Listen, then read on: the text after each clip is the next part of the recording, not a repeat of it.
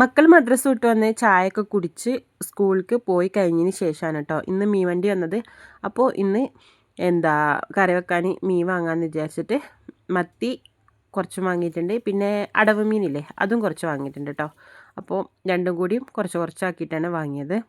ഞാനും മക്കളും ഒറ്റയ്ക്കാവുമ്പം ഒരു മീൻ തന്നെ കൂടുതലൊക്കെ കേട്ടോ. അപ്പോൾ നിൽക്കും കൂടി ഉണ്ടായപ്പോൾ ഞാൻ വിചാരിച്ചു എന്നാൽ 2 മീനും വാങ്ങാമെന്ന്.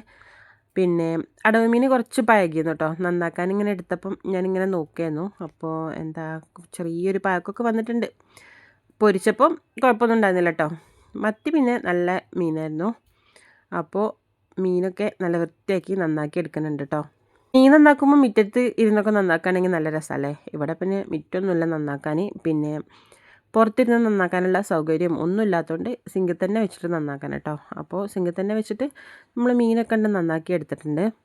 എൻ്റെ പാത്രം കഴുകലും ഒക്കെ കഴിഞ്ഞതിന് ശേഷമാണ് കേട്ടോ മീൻ കിട്ടിയത്. അല്ലെങ്കിൽ പിന്നെ മീൻ നന്നാക്കിയിട്ടേ ഞാൻ പാത്രം കഴുകുള്ളൂ. എന്താ വെച്ചാൽ മീനിൻ്റെ ആ സ്മെല്ലൊക്കെ കൊണ്ട് പോയി കിട്ടാൻ വേണ്ടിയിട്ട് ആ പാത്രമൊക്കെ കഴുകി കഴിഞ്ഞിട്ട് നോക്കുമ്പം സ്മെല്ലൊന്നും ഉണ്ടാവില്ല കേട്ടോ. ഇന്നിപ്പോൾ പാത്രം കഴുകലൊക്കെ കഴിഞ്ഞിട്ടാണ് മീൻ കിട്ടിയിട്ടുള്ളത്. ഇനിയിപ്പോൾ ഇവിടെ നേരെ ആകണമെങ്കിൽ കുറച്ച് പണിയാണ് കേട്ടോ. വൃത്തിയാക്കി എടുക്കണമെങ്കിൽ ആ സ്മെല്ല് പോയി എനിക്ക് കിട്ടില്ല. മത്തിയാണെങ്കിൽ പ്രത്യേകിച്ചും.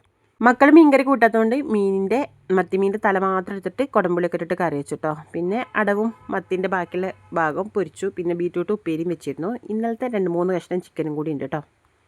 അങ്ങനെ ചോറൊക്കെ വിളമ്പി ബീറ്റ്റൂട്ട് ഉപ്പേരിയും മീൻകറിയും മീൻ പൊരിച്ചതും ഒക്കെ കൂട്ടിയിട്ട് അടിപൊളിയായിട്ടുണ്ട് ചോറ് കഴിച്ചിട്ടോ. അപ്പോൾ ഇന്നത്തെ വീഡിയോ ഇത്രയൊക്കെ ഉള്ളേ.